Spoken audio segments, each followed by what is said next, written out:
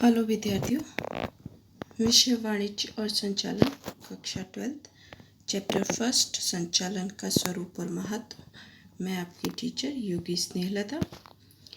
संचालन के उच्च स्तर का, मध्य स्तर और निम्न स्तर के बीच का अंतर आज पढ़ते हैं।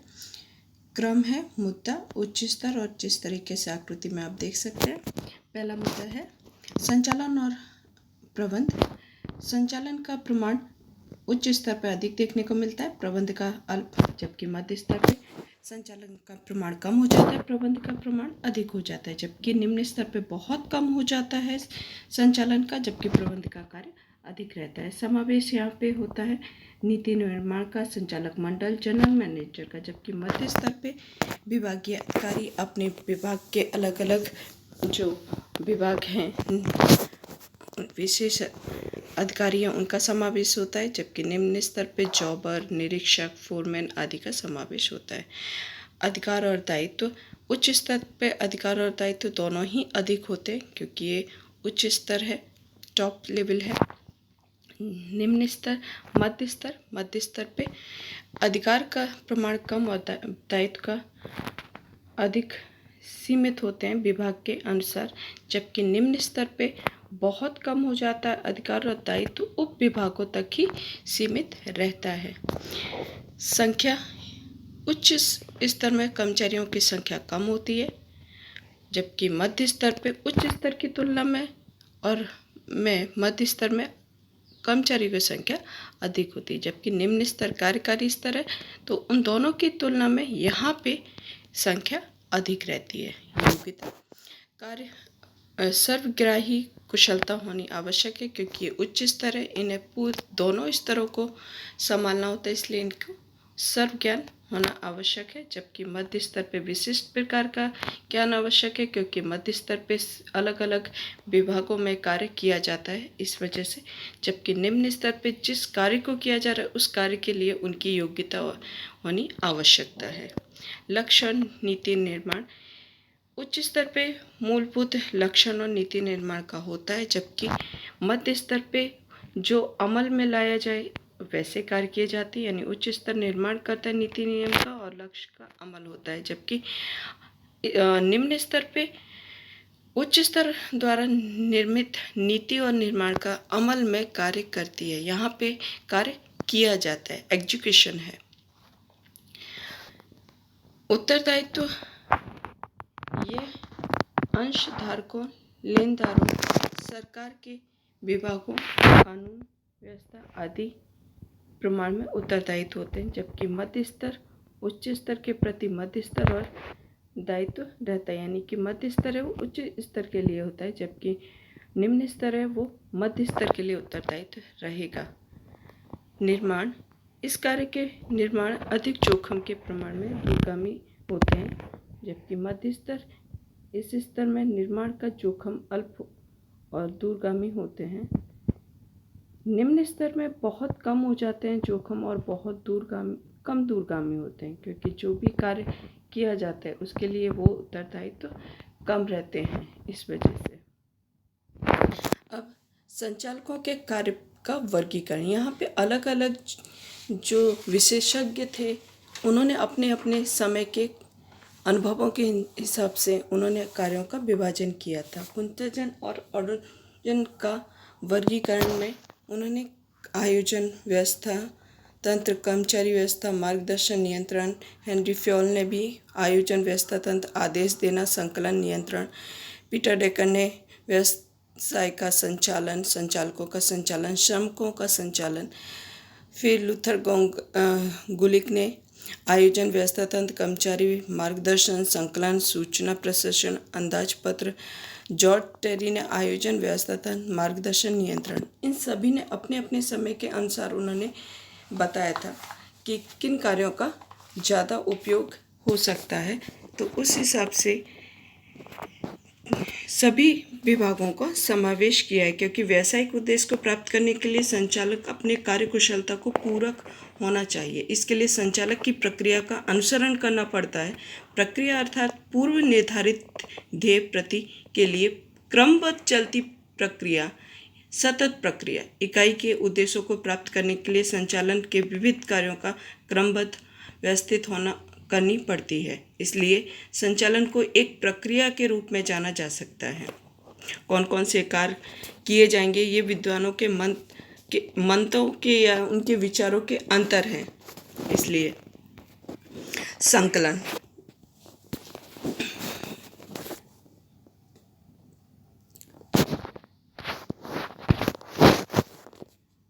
तो सबसे पहले हम एक एक इनके वर्गीकरण के हिसाब से हम आयोजन, व्यवस्था तंत्र, कर्मचारी व्यवस्था, मार्गदर्शन और नियंत्रण। तो सबसे पहले आयोजन के बारे में हम बात करेंगे। Ever God cannot change the past, but man can change the future. Again मैं रिपीट करती हूँ कि आयोजन के लिए क्या कहा गया है। Even God can not change the past but man can change the future. अपेक्षित परिणामों को प्राप्त करने के लिए वास्तविकताओं का चुनाव करना, इस मध्य अंतर संबंधों को स्थापित करना और व्यवस्थित प्रक्रियाओं का अवलोकन में निर्माण का पूर्व अनुमान करना आदि आयोजन है। कब कार्य कौन सा किया जाएगा, कितना किया जाएगा, किस प्रमाण में किया जाएगा, कब पूर्ण किया जाएगा, ये सब चीज़ का आयोजन संचालन में प्रारंभ से ही कर लिया जाता है। संचालन का कार्य प्रारंभ होते ही भविष्य में कौन सी अनिश्चितताएं आएंगी, किस प्रकार से कार्य होगा, किन किन, जैसे हम इस वर्ष का अगर कहें तो वर्ष में कितना अनाज होगा, किस तरीके की असंतुलनाएं होंगी, प्राकृतिक आपदाएं किस प्रकार की आ सकती हैं, उन सभी का संभवित अंदाज लगा के इस वर्ष का अंदाज पत्र बनाया जाता है, आयोजन किया जाता है। उसके हिसाब से प्रबंध भी किया जाता है। तो प्रबंध सामान्य लक्ष्यों को प्राप्त करने के लिए कार्यशील व्यक्तियों को मध्य अधिकार और दायित्व का विभाजन करने वाला ढांचा को व्यवस्था तंत्र कहते हैं। वापिस से मैं पढ़ती हूँ। समान लक्ष्यों को प्राप्त करने के लिए कार्यशील व्यक्तियों के मध्य अधिकार और दायित्व का विभाजन करने वाला ढांचा है, व्यवस्थित ढांचा है, जिसमें आयोजन द्वारा लक्ष्य, नीति, कार्यक्रम आदि निश्चित किए जाते हैं। उनको किस प्रकार से पूर्ण करना है, उसे व्यवस्था तंत्र की रचना की जाती है। निर्धारित लक्ष्यों को प्राप्त करने के लिए इकाइयाँ अलग अलग विभागों को, अलग अलग मानव समूह को विभाजित करते हैं। उत्तरदायित्व का विभाजन किया जाएगा। व्यवस्था तंत्र की रचना में कौन कौन सा किसका काम होगा, निरीक्षण संबंधी, कार्य संबंधी, अधिकार संबंधी किसका कौन सा कार्य होगा, दायित्व होगा, व्यक्तियों के मध्य अंतर संबंध कैसा होगा, आदि सभी विषय के विचार किया जाता है। अगर आयोजन व्यवस्था तंत्र का मस्तिष्क है तो व्यवस्था तंत्र शारीरिक ढांचा है। आयोजन मस्तिष्क है, ब्रेन है, तो बॉडी कौन सी है, आपकी व्यवस्था तंत्र है। मानव शरीर में मस्तिष्क जिस प्रकार से बौद्धिक कार्य करता है ना, उसी तरीके से शरीर के अलग अलग अंग उसका अम्लीकरण करते हैं। उसी प्रकार से व्यवस्था तंत्र के आयोजन का बौद्धिक निर्णय लेता है और आयोजन उसको निर्माण में अमल में कैसे लाना है उसका कार्य किया जाता है। कर्मचारियों से कार्य करवाया जाता है, क्योंकि किसी भी कार्य को करने के लिए उसके कुशल कर्मचारी ही हों तो वो कार्य अच्छे से किया जा सकता है। नेक्स्ट है कर्मचारी व्यवस्था। Employ are arms and legs of unit. Doctor George Terry के मत के अनुसार कर्मचारी का उद्देश्य संतुष्ट हो तो कर्मचारी का दल बनना, सुरक्षित रखना और विकसित करना, क्योंकि जहाँ पे कर्मचारी अच्छा इकाई होगा वहाँ पे कर्मचारी भी अच्छे होंगे। कर्मचारियों के बिना यानी कि शरीर में आत्मा ना हो तो वो कंकाल की तरह शरीर हो जाता है। हम कहते हैं ना कि इंसान मर गया, वो डेड बॉडी बन जाएगी। तो अगर शरीर में इकाई के अंदर हम कहें तो इकाई में अगर कर्मचारी है तो वो कार्य अच्छे से कर सकते हैं। वर्तमान समय में मानव शक्ति आयोजन, मानव साधन विकास, कार्य का मूल्यांकन, आजीविका योजना आदि का समावेश कर्मचारी व्यवस्था तंत्र में किया जाता है। संतुष्ट कर्मचारी इकाई की मूल्यवान संपत्ति है, ऐसे प्रत्येक प्रगतिशील संचालन दृष्टा मानते हैं, क्योंकि आयोजन अगर कर्मचारी उसका संतुष्ट है तो उतना ही वो अपने कार्य को पूर्णता करने की कोशिश करता है। मार्गदर्शन, कर्मचारियों को लक्ष्य प्राप्ति के लिए निर्देश, दिशा निर्देश और देखभाल रखना अर्थात मार्गदर्शन। मार्गदर्शन अगर कहा जाए तो तीनों ही स्तर पे आवश्यकता होती है, उच्च स्तर, top level, middle level and bottom, यानी कि उच्च स्तर, मध्य स्तर और निम्न स्तर, तीनों ही स्तर पे मार्गदर्शन की आवश्यकता बनी रहती है। लेकिन सबसे ज़्यादा जहाँ पे आवश्यकता रहती है वो कार्यकारी स्तर यानी कि निम्न स्तर पे, क्योंकि जहाँ पे हर कार्य किया जाता है वहाँ पे मार्गदर्शन की आवश्यकता ज़्यादा रहती है, क्योंकि वहाँ पे दुरुपयोग भी होंगी, दुर्घटनाएं भी हो सकती हैं, क्योंकि वहाँ पे हर नीति नियम का अमलीकरण होता है। इस वजह से औद्योगिक इकाई के लक्ष्य के निर्धारित करना, आयोजन किया जाता है। आदर्श व्यवस्था तंत्र की रचना की जाती है। माल सामग्री, यंत्र का आदि का किया जाता है। कर्मचारियों की नियुक्ति की जाती है। अधिकारियों का श्रमिकों का किस प्रकार से कार्य करना है, उन्हें मार्गदर्शन ना दे तो उनको सही तरीके से वो जो कार्य करना चाहते हैं उसमें निष्फल हो सकते हैं। तो मार्गदर्शन के बिना संकलन या संचालन कार्य निरर्थक हो जाएगा। मार्गदर्शन दोनों ही अंदिस्तों के मार्गदर्शन देना, निरीक्षण करना, आदेश देना, सूचना प्रदान करना, कार्य का निर्धारित करना, कर्मचारियों को प्रशिक्षण करना, नियंत्रण, नेतृत्व प्रदान करना आदि कार्यों का समावेश संचालन में रहता है। और संचालन हमेशा, संचालन के अंदर मार्गदर्शन प्रारंभ से अंत तक चलता ही रहता है, या ऐसा कहें कि ये सतत या निरंतर चलने वाली प्रक्रिया रहती है। पांचवा है नियंत्रण।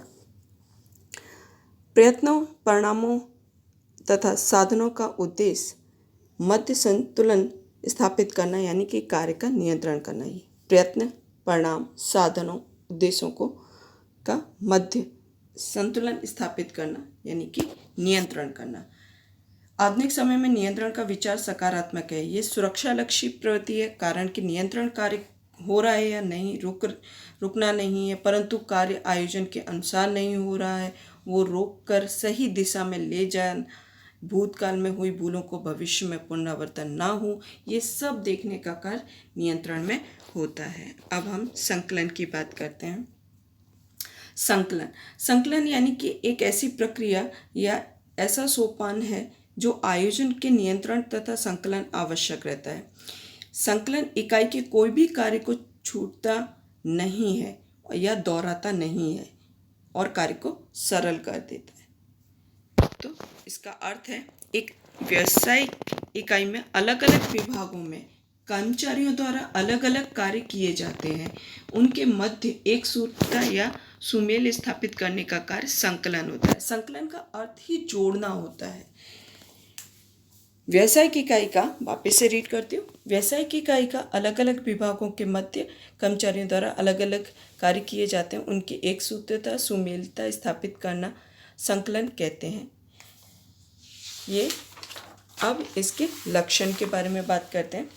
पहला लक्षण है, आयोजन के नियंत्रण तक प्रत्येक कार्य करते समय संकलन की आवश्यकता होती है, इसलिए संचालन प्रक्रिया संकलन के बिना संभव नहीं है। प्रत्येक स्तर पे होने वाले कार्य में संकलन की आवश्यकता होती है। तीसरा है, संकलन की सफलता के लिए सतर्क सूचना संचार व्यवस्थित होना चाहिए। सूचना संचार, क्योंकि जो सूचनाएं आ रही हैं उच्च स्तर से मध्य स्तर, मध्य स्तर से निम्न स्तर और निम्न स्तर से मध्य स्तर, मध्य स्तर से उच्च स्तर, ये जो क्रम है या चक्र है वो चक्र सही तरीके से कार्य करना चाहिए। चौथा है, सहकार बिना संकलन संभव नहीं है। सहकार बिना यानी कि एक दूसरे की मदद के बिना, सहयोग के बिना संकलन संभव नहीं होते, क्योंकि कार्यों का विभाजन विभागीय अनुसार किया होता है, तो उनकी सही तरीके से कार्य करने की प्रवृत्ति होनी आवश्यक है। इकाई की विविध प्रवृत्तियों के मध्य संकलन बना रहे, इसके लिए विविध प्रवृत्तियों का संकलित प्रत्येक कर्मचारी का सहकार होना आवश्यक है। पांचवा है, व्यावसायिक इकाई में साधनों का महत्तम संकलन द्वारा संभव है, यानी कि जितनी व्यावसायिक में संकलन अधिक होगा उतना वो कार्य का ज़्यादा से ज़्यादा उपयोग कर सकते हैं। छठा है, संचालन के प्रत्येक कार्य का में संकलन समाविष्ट है, इसलिए संचालन में संकलन आत्मा कहते हैं। अब आते हैं महत्व पे।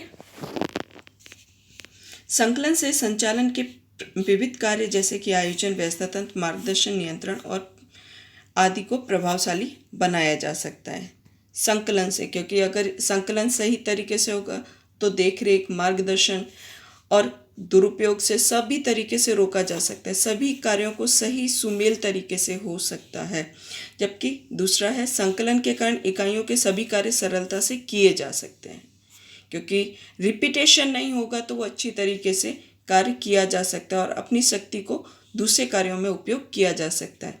संकलन से कोई भी कार्य करना बाकी नहीं रहता है या उसका पुनरावर्तन नहीं होता है। जैसे मैंने अभी कहा, संकलन की इकाई के अलग अलग विभागों में संवादित बनी रहती है, क्योंकि विभागों के द्वारा कार्य किया जाता है तो एक सहयोग या एक संबंध भी अच्छे होते हैं, क्योंकि अलग अलग विभागों के साथ हमेशा कनेक्टिविटी बनी रहती है। इकाई के विविध विभागों के कार्य और क्रम समय के मध्य संतुलित बनाए रखने के लिए कार्य संकलन का कारण संभव हो जाता है। छठा है, इकाई के निर्धारित कार्यों को, इकाई के निर्धारित लक्ष्यों को प्राप्त किया जा सकता है संकलन के कारण। जो निश्चित किए गए हैं उनको आसानी से प्राप्त किया जा सकता है।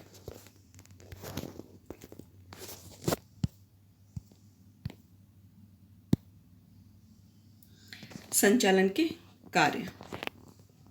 किसी भी कार्य को व्यवस्थित करने के लिए बहुत महत्वपूर्ण कार्य करने पड़ते हैं। इन कार्यों के अनुसार संचालन को कार्य विस्तार के निम्न 4 विभागों में विभाजित किया है। मार्केटिंग, मानव संसाधन संचालन, वित्तीय संचालन और उत्पादन संचालन। मार्केटिंग का अर्थ है माल या सेवा को उत्पादक से ग्राहक तक पहुंचाने की प्रक्रिया को विशाल अर्थ में मार्केटिंग कहते हैं। वापस से, माल या सेवा को उत्पादक से, यानी कि जो बनाता है, उससे ग्राहक तक पहुंचाने की प्रक्रिया को विशाल अर्थ में हम मार्केटिंग कहते हैं। मार्केटिंग के कार्य कौन से हैं? पहला है उत्पाद अथवा उत्पादक मिश्र या उत्पादन मिश्र। नवीन वस्तुओं या नवीन उत्पादन या उत्पादन के अथवा वर्तमान उत्पाद के विकास के निर्माण में उत्पादक का या उत्पादन का रूप, रंग, कद, आकार, वजन, छाप, पैकिंग कार्य आदि विश्वास से विक्रय पश्चात सेवाओं का उत्पादन व्यवस्थित या विविध का समावेश होता है। इसमें रंग है, आकार है, कद है, इन सभी पैकिंग का होता है। जबकि दूसरा कीमत या मूल्य वर्तमान समय में ग्राहकों के अपेक्षित रखा जाता है। उनकी गुणवत्ता उचित मूल्य में रखी जाती है जिससे वो आसानी से खरीद सके। मूल्य संबंधी नीति निर्णय में विक्रय नीति, साख नीति, बट्टा नीति, थोकबंद नीति, फुटकर नीति, विक्रय आदि कमीशन बातों का ध्यान रखा जाता है, क्योंकि इन सभी एक उत्पादन होने के बाद ग्राहक तक पहुंचने के मध्य में बहुत सारे मीडिएटर होते हैं, तो उन सभी तक उनका हिस्सा या उनका मुनाफा हर प्रोडक्ट में लगाया जाता है। तो उसके हिसाब से उसकी कीमत निश्चित की जाए कि ग्राहकों तक जो सामान पहुंच रहा है उसकी कीमत इतनी अधिक ना लगाई जाए कि वो अफोर्ड ना कर सके। तीसरा है वितरण संबंधी निर्णय में अपनी दुकान द्वारा विक्रय, थोकबंद व्यापारी और फुटकर व्यापारी द्वारा एजेंट, वाहन व्यवहार से प्रश्न आदि रहते हैं, क्योंकि एक जगह से दूसरी, क्योंकि जो भी सामान उत्पादन किया जाता है वो वेयर हाउस में इकट्ठा करने के बाद, यानी कि गोदाम में रखने के बाद अलग अलग विभागों में, अलग अलग क्षेत्रों में, अलग अलग राज्यों में पहुंचाया जाता है, जहां पे अलग अलग राज्यों में पहुंचाने के बाद एक कड़ीबद्ध रूप से वितरण का प्रक्रिया प्रारंभ की जाती है कि जिससे सही तरीके से सभी ग्राहकों को संतुष्टि पहुंचाई जा सके। अभिवृद्धि अर्थात विक्रय के अल्पलेखनीय वृद्धि करने का प्रयास है, जिसमें माल और विज्ञापन करना, प्रसिद्धि करना, सेल्समैन द्वारा विक्रय, यानी कि जितना ज़्यादा हो सके ग्राहकों के पास से कार्य को करना, ग्राहकों तक पहुंचाने के लिए हम चाहे वो एडवर्टाइजमेंट का उपयोग करें, सेल्समैन का उपयोग कर रहे हैं, कि पेपरों में दे रहे हैं, न्यूज़पेपरों में हम एडवर्टाइजमेंट दे रहे हैं, रेडियो पे दे रहे हैं, हम हर तरीके का वो कार्य जिससे उस उत्पादन का लोगों में खरीदने की उत्तेजना पैदा हो, उस तरीके के हम अभिवृद्धि बढ़ाने का काम करते हैं। मानव संसाधन और संचालन अर्थ है मानव संसाधन संचालन अर्थात व्यावसायिक इकाई में कार्यरत कर्मचारियों की कुशलता, ज्ञान, बुद्धि, रुचि, अभिरुचि, व्यक्तिगत विकास, आवश्यकता जैसे भिन्न बातों को ध्यान में लेकर उन्हें कंपनी के उद्देश्यों के साथ जोड़कर व्यवसाय को सफलता तथा लाभदायकता के मार्ग की ओर ले जाने की समग्र प्रक्रिया। वापस से, मानव संसाधन संचालन अर्थात व्यावसायिक इकाई में कार्यरत कर्मचारियों की कुशलता, ज्ञान, बुद्धि, रुचि, अभिरुचि, व्यक्तिगत विकास, आवश्यकता जैसे विविध बातों को ध्यान में लेकर कंपनी के उद्देश्यों के साथ जोड़कर व्यवसाय को सफलता और लाभदायकता के मार्ग में ले जाने की प्रक्रिया है। अब इसके लक्षणों के बारे में बात करते हैं।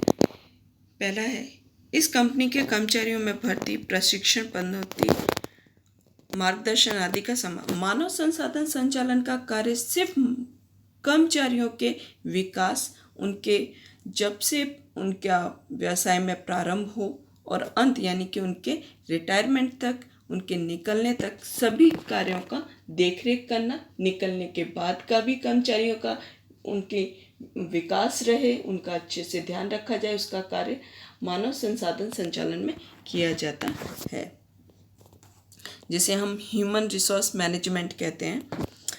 सेकंड है, कर्मचारियों में व्यक्तिगत लक्ष्य को जोड़कर कंपनी का लक्ष्य सिद्ध किया जाए। व्यक्तिगत लक्ष्य, कर्मचारियों को उन्हें अपना व्यक्तिगत लक्ष्य के तरीके से जोड़ के मार्गदर्शन दिया जाए। कर्मचारियों की एक अमूल्य संपत्ति समझा जाता है, संचालन किया जाता है। और चौथा है, कर्मचारियों को योग्य प्रशिक्षण देकर उनके विकास के योग्य कार्रवाई की जाती है।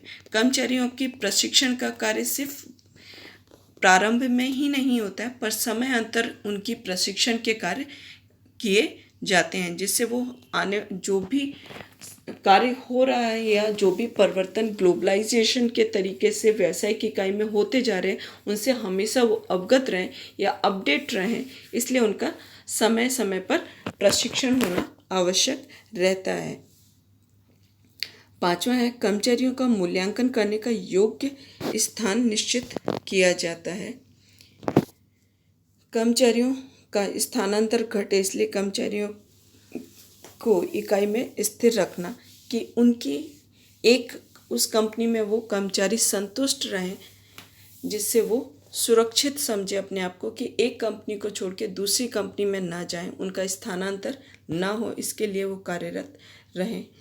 सातवां है, उचित वातावरण प्रदान करना, जिससे कर्मचारियों के उत्साह तथा लक्ष्य या कार्य क्षमता में वृद्धि होने में कंपनी को लक्ष्य प्राप्त हो सके या किया जा सके। महत्व के बारे में बात करते हैं। महत्व, पहला है, कर्मचारियों की कार्य क्षमता में वृद्धि होना। दूसरा है, इकाई की लाभदायकता में वृद्धि होना। इकाई के प्रतिष्ठा में वृद्धि होना। उत्पादकता, वस्तु एवं गुणवत्ता में उच्च स्तर बनाए रखना। समूह भावना का विकास करना। उत्पादन के साधनों में अधिकतम उपयोग हो सके। कर्मचारियों का स्थानांतरण कम ही हो। कर्मचारियों को संतोष में वृद्धि हो। 9वां है, मानव संसाधन संचालन के कारण कर्मचारियों को पर्याप्त कार्य संतोष प्राप्त हो, जिससे औद्योगिक शांति का वातावरण का सर्जन हो या होता हो। जैसे हमने लक्षण में बात की, उन्हीं लक्षणों से संबंधित ये महत्व भी थे। अब हम नेक्स्ट बात करते हैं वित्तीय संचालन। वित्तीय संचालन, व्यवसायिक इकाई में द्रव्य जीवनदायिनी रक्त के समान होता है। द्रव्य के बिना कोई भी कार्य संभव नहीं हो सकता। व्यवसाय की स्थापना, कार्य, विकास, वितरण, नवीनीकरण, विकास, द्रव्य की आवश्यकता बनी ही रहती है। तो सबसे पहले उसका अर्थ, वित्तीय संचालन अर्थात वित्तीय कार्य करना, वित्तीय कार्य अर्थात वित्तीय प्राप्त करना, वित्त का उपयोग करना और आय का विभाजन करना। ये व्याख्या फिर से पढ़ती हूँ। वित्तीय संचालन अर्थात वित्तीय का कार्य करना, वित्त का विभाजन करना, वित्त प्राप्त करना, उपयोग करना और आय का विभाजन करना।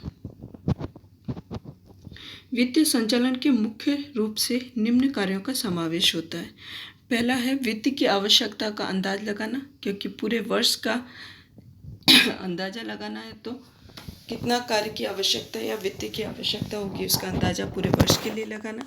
समय की दृष्टि में द्रव्य का आयोजन करना, अंदाज पत्र बनाना, अंदाज पत्र प्रारंभ का भी और अंत का भी। आयोजन में चौथा है वित्तीय में आय का विभाजन करना। पांचवा है पूंजी ढांचे का विचार करना। उसी प्रकार वित्तीय प्राप्त के स्थान पसंद करना, क्योंकि अलग अलग वित्त के प्राप्त, चाहे वो डिवेंचर के द्वारा हो, चाहे वो इक्विटी शेयर के द्वारा हो, चाहे वो लोन के द्वारा हो, अलग अलग पेड़ी या संस्थाओं से प्राप्त करना हो, तो कौन सा साधन या कौन सा स्थान प्राप्त का चुनना है उसका ध्यान करना। द्रव्य प्राप्त करने की कार्रवाई करनी, किस तरीके से कार्य करना, उसके आगे के कार्य को निश्चित करने के लिए द्रव्य प्राप्त उपयोग हो यह देखना। नियंत्रण व्यवस्था करना, क्योंकि वित्त प्राप्त करने के बाद उस वित्त या द्रव्य का सही तरीके से उपयोग हो रहा है या नहीं वो देखना। वित्तीय नीति निश्चित करनी, प्रारंभ में ही उसकी नीति निश्चित कर ली जाती है, क्या वर्ष के दौरान आवश्यकता हो तो वो किस प्रकार से प्राप्त की जा सकती है। कर का आयोजन करना, प्रारंभ में ही कर भी आयोजन के लिए कर दिया जाता है, संपत्ति से व्यवस्थित कार्य निश्चित कर दिए जाते हैं। उत्पादन संचालन,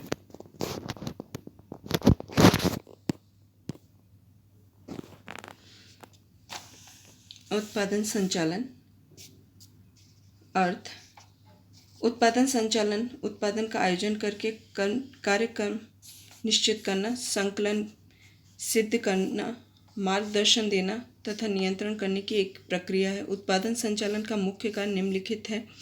पहला है उत्पादन आयोजन करना, दूसरा उत्पादन का संशोधन करना, वस्तु विकास के साथ मिश्र का चुनाव करना, टेक्नोलॉजी यंत्र का चुनाव करना, पांचवा है स्थान का चुनाव करना, विन्यास का निर्णय, माल सामग्री का चुनाव करना, अन्य चुनाव का आवश्यकताओं का अनुमान लगाना, सातवां है उत्पादन नियंत्रण करना, आठवां है गुणवत्ता नियंत्रण करना, खर्च लागत से संबंधित कार्य का पूर्ण करना, दसवां है उत्पादन में विविध और सरलता का समावेश करना।